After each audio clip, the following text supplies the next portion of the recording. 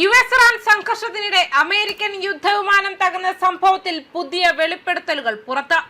April മാസത്തിൽ ഇറാന് മുകളിൽ വെച്ച് വെടിയേറ്റ് വീണ US വ്യോമസേനയുടെ അത്യാധുനിക F-50D സ്ട്രൈക്ക് ഈഗിൾ യുദ്ധവിമാനത്തിലെ പൈലറ്റാണ് താൻ വിമാനത്തിൽ നിന്നും ഇജക്ട് ചെയ്യുന്നതിന് തൊട്ടു മുൻപ് കണ്ട ഞെട്ടിക്കുന്ന ദൃശ്യങ്ങൾ രഹസ്യാന്വേഷണ ഏജൻസിയോട് വെളിപ്പെടുത്തിയത്. കഴിഞ്ഞ ഏപ്രിലിൽ ഇറാനിൽ മുകളിൽ വെച്ച് US യുദ്ധവിമാനം തകർന്നു വീഴുന്നതിന് തൊട്ടു മുൻപ് ആകാശത്ത് ജെല്ലി ഫിഷ് രൂപത്തിൽ ഒന്നിച്ചു നീങ്ങുന്ന ഭീമാകാരമായ ഡ്രോൺ കൂട്ടത്തെ കണ്ടതായാണ് പൈലറ്റ് മൊഴി നൽകിയിരിക്കുന്നത്. ഇതേക്കുറിച്ചുള്ള വിവരങ്ങൾ പ്രമുഖ അന്താരാഷ്ട്ര മാധ്യമമായ CNN ആണ് പുറത്തുവിട്ടത്. US കമാൻഡോകൾ നടത്തിയ അതിസാഹസികമായ രക്ഷാപ്രവർത്തനത്തിലൂടെയാണ് പൈലറ്റും വിമാനത്തിലെ വെപ്പൺ സിസ്റ്റംസ് ഓഫീസറും ശത്രു രാജ്യത്ത് നിന്നും രക്ഷപ്പെട്ടത്. തുടർന്ന് US രഹസ്യാന്വേഷണ ഏജൻസികൾ നടത്തിയ ഡീബ്രീഫിംഗിലാണ് പൈലറ്റ് ആകാശത്തെ ഞെട്ടിക്കുന്ന കാഴ്ച വിവരിച്ചത്. പല വലിപ്പത്തിലുള്ള ഡ്രോണുകൾ പരസ്പരം ബന്ധിപ്പിച്ച് ഒരൊറ്റ ജീവിയെ പോലെയാണ് ആകാശത്ത് ചലിച്ചിരുന്നത്. വലിയ ഡ്രോണുകൾക്ക് താഴെ കാലുകൾ പോലെ ചെറിയ ഡ്രോണുകൾ തൂങ്ങിക്കിടന്നു. കണ്ടാൽ ഒരു ജെല്ലി ഫിഷിനെ പോലെ തോന്നുമായിരുന്നു. യഥാർത്ഥ ഏലിയൻ സിനിമകളിലെ പോലെയുള്ള കാഴ്ചയെന്നാണ് പൈലറ്റിന്റെ മൊഴിയെ ഉദ്ധരിച്ച് US ഉദ്യോഗസ്ഥൻ CNN-നോട് വെളിപ്പെടുത്തിയത്. വിമാനത്തിൽ നിന്നും പാരച്യൂട്ടിൽ പുറത്തേക്ക് ചാടുന്ന സമയത്ത് ആകാശം മുഴുവൻ ഡ്രോണുകൾ കൊണ്ട് നിറഞ്ഞ ഒരു മൈൻ ഫീൽഡ് പോലെ ആയിരുന്നുവെന്നും പൈലറ്റ് സൂചിപ്പിച്ചു. പ്രതിരോധ വിദഗ്ധരുടെ അഭിപ്രായത്തിൽ പൈലറ്റ് വിവരിച്ചത് one to many meshed networking എന്ന അത്യാധുനിക ഡ്രോൺ കൂട്ടായ്മയെ കുറിച്ചാണ്. ഈ കൂട്ടത്തിൽ ഒരു പ്രധാന വലിയ ഡ്രോൺ ഉണ്ടായിരിക്കും. ഇതായിരിക്കും മറ്റ് ചെറിയ ഡ്രോണുകളെ നിയന്ത്രിക്കുന്നത്. ഡ്രോണുകൾ പരസ്പരം സാറ്റലൈറ്റ് അല്ലെങ്കിൽ റേഡിയോ ലിങ്കുകൾ വഴി ബന്ധിപ്പിച്ചിരിക്കുന്നു.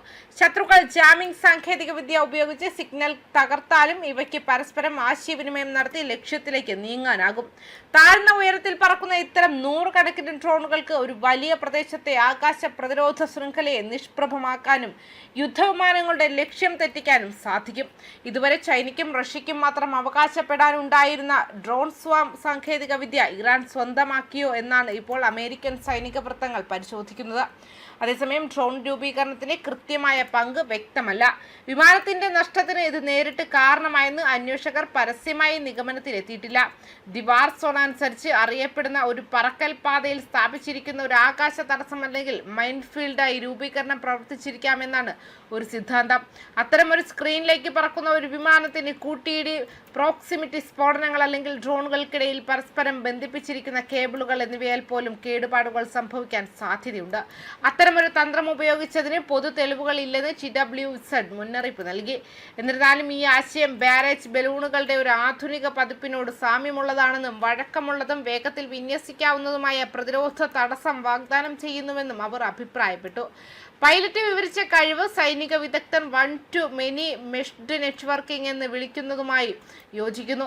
ഇത് ഒന്നിലധികം ഡ്രോണുകളെ ഒരു പങ്കിട്ട നിയന്ത്രണ ആർക്കിടെക്ചറിന് കീഴിൽ സഹകരണത്തോടെ പ്രവർത്തിക്കാൻ അനുവദിക്കുന്നു.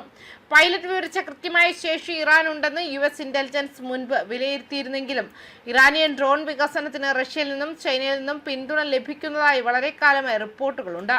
ഇരു രാജ്യങ്ങളുടെയും പ്രധാന ശ്രദ്ധാകേന്ദ്രമായി ഡ്രോൺ ആക്രമണങ്ങൾ മാറിയിട്ടുണ്ടെന്നും വ്യക്തമാക്കുന്നു. വാഹനങ്ങളിൽ ഘടിപ്പിച്ച കണ്ടെയ്നറുകളിൽ നിന്നും ഹെലികോപ്റ്ററുകളിൽ നിന്നും വിക്ഷേപിക്കപ്പെടുന്ന വലിയ തോതിലുള്ള വെടിയുണ്ടകളുടെ സാന്നിധ്യം ചൈന ആവർത്തിച്ച് പ്രദർശിപ്പിച്ചിട്ടുണ്ട്. നൂതന സഹകരണ ഡ്രോൺ സംവിധാനങ്ങളിലും ആളില്ലാ യുദ്ധവിമാനങ്ങളിലും അവർ വൻതോതിൽ നിക്ഷേപം നടത്തിയിട്ടുണ്ട്. റഷ്യയും അതിന്റെ വികസിച്ചുകൊണ്ടിരിക്കുന്ന ഡ്രോൺ യുദ്ധ സിദ്ധാന്തത്തിന്റെ ഭാഗമായി കൂട്ടത്തോടെയുള്ള വിക്ഷേപണ സാങ്കേതിക വിദ്യകൾക്ക് സമാനമായി മുൻഗണന നൽകിയിട്ടുണ്ടെന്നും വ്യക്തമാക്കുന്നു. ന്യൂസ് ഡെസ്ക് കർമ്മ ന്യൂസ്.